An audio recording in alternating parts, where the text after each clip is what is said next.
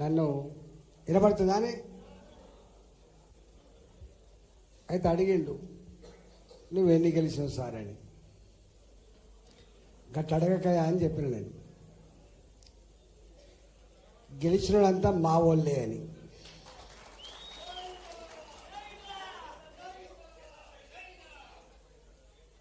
గెలిచిన వాళ్ళంతా మా వాళ్ళే అని నేను చెప్తాను. అయితే మనకు ఒక అలవాటు ఏముందంటే, వేదిక మీద పెద్దలందరికీ పేరు పేరున మీ అందరికీ నమస్కారం. 25 ఏళ్ళు ఆల్మోస్ట్ ఇక్కడ 25 ఏళ్ళ చరిత్రలో వాస్తవంగా మనం అన్ని జడ్పీటీసీలు మనమే గెలిచేది. ఎన్నికలు వస్తే ఓడిపోతాం అనేటువంటి స్పృహ లేకుండా మనకు ఆటపాటలతో గెలుచుకునేటువంటి చరిత్ర ఈ నియోజకవర్గంలో ఉండేది. ఉత్తగానే బాయ్ బాయ్ చెప్తే గెలవరు. ఒళ్ళు వంచి పనిచేసి ప్రజల ఆశీర్వాదం పొందగలిగితేనే ఎన్నికల్లో గెలవగలుగుతాం, లేకపోతే ఎన్నికల్లో గెలవం. నాకు తెలిసి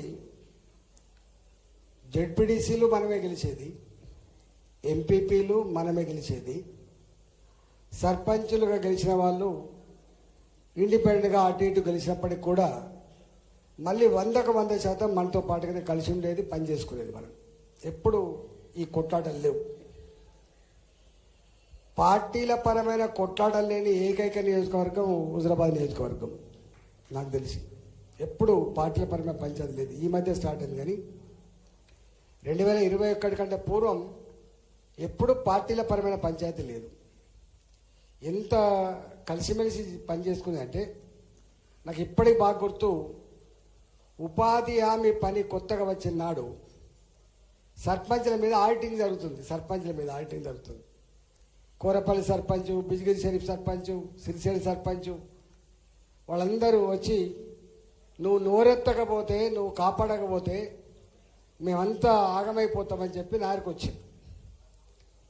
నేనన్నా, మరి నువ్వు వేరే పార్టీ తిరుగుతున్నావు కదా అని అన్నాను. మా పార్టీలు వేరే కావచ్చు, మా కండవలు వేరే కావచ్చు, కానీ మా నాయకుడి మాత్రం ఈటల రాజేందర్ అనే విషయం మీరు మర్చిపోవద్దు. మీరు రావాలి, మీరు మమ్మల్ని కాపాడాలని చెప్పింది. నిజంగానే పోయినాం, కాపాడినా, అది వేరే విషయం. అప్పుడు కొంతమంది మా వాళ్ళు కూడా అనేది, నాతో ఉంటోళ్ళు, అన్నకి ఇట్లా అయితే ఎట్లనే, వాళ్ళు ఎన్నికలు వచ్చినప్పుడు వాళ్ళ పార్టీ వాళ్ళదే, మన పార్టీ మనదే, మళ్ళీ బాతలు గీస్తారు వచ్చేస్తారంటే, చేయని వాళ్ళది వాళ్ళు చేసుకోవాలి కదా. ఎప్పుడు కూడా 100% ఒక దిక్కుంటారనేది తప్పు. అధికారం పార్టీ, ప్రతిపక్ష పార్టీ, మంచి చెడు కలిసిమెలిసి ఉంటాయి కాబట్టి తప్పకుండా అందరూ మనతో ఉంటారు అనుకోవద్దు. కొంతమంది మనకు వ్యతిరేకంగా కూడా ఉంటారు, మనం భరించుకోవాలి, కలుపుకొని పోవాలని చెప్పి మేము చెప్పేది. నాకు ఇప్పటికొకటి గుర్తుంది, 2008 అనుకుంటారు, 2008 మేము రాజీనామా చేసినాం. 2008లో సురేందర్ రాజు ఊకే నా నీళ్లు నా గ్రామ పంచాయతీ నీళ్లు అని చెప్పి ఊకే వచ్చేది.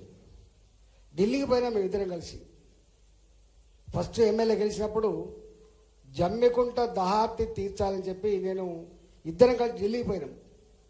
సరే, అక్కడ ఏం చేసినామని మొత్తం చెప్పడం బాగుండదు, కానీ ఢిల్లీకి పోయి 5 కోట్ల రూపాయలు కనుక తెస్తే తాగే నీళ్ళ సమస్య పరిష్కారం అయిందని చెప్పి చాలా చేసాం, కానీ కాలే.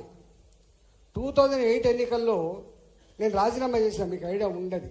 2008లో నేను రాజీనామా చేసిన, అప్పుడు కమలాపూర్ నియోజకవర్గం, హుజరాబాద్ కాదు.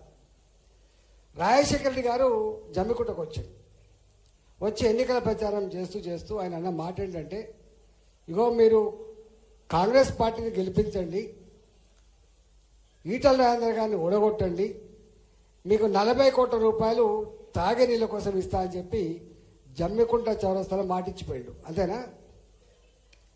ఇచ్చిపోతే మీకు ఆ సందర్భం ఎందుకు చెప్తున్నా అంటే, 17 మంది ఎమ్మెల్యేలు రాజీనామా చేస్తే అప్పుడు గెలిచిన కేవలం 7 మాత్రమే.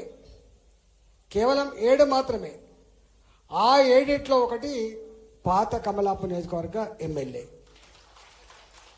ఇంకా రెండో గొప్పతనం ఏంటంటే, 2004లో 19,800 ఓట్లతో గెలిచాం మనం. కాంగ్రెస్ పార్టీ మనం అలయన్స్లో గెలిచింది 19,800 ఓట్లు. కానీ 2008లో 17 మందిలో 7 మందే గెలిచిన, 10 మంది ఓడిపోయినా ప్రతికూలమైన పరిస్థితి ఉన్నప్పటికీ కూడా ఆ ఎన్నికల్లో కమలాపూర్లో మన ఓట్లు 23,000 ఓట్లు వచ్చినాయి. 22,800, 23,000.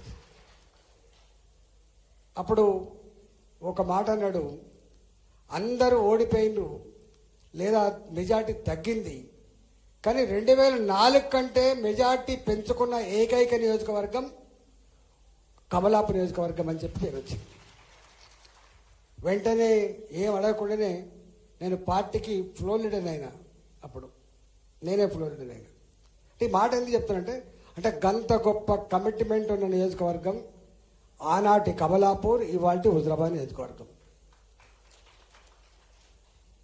సురేందర్ ఒక మాట అన్నాడు, తల్లికి పిల్లలకి ఎంత బంధం ఉంటుందో రాజేంద్రన్నకు ఈ మట్టికి ప్రజలకు అంత బంధం ఉంటుందని చెప్పిండో అంత బంధం ఉంది.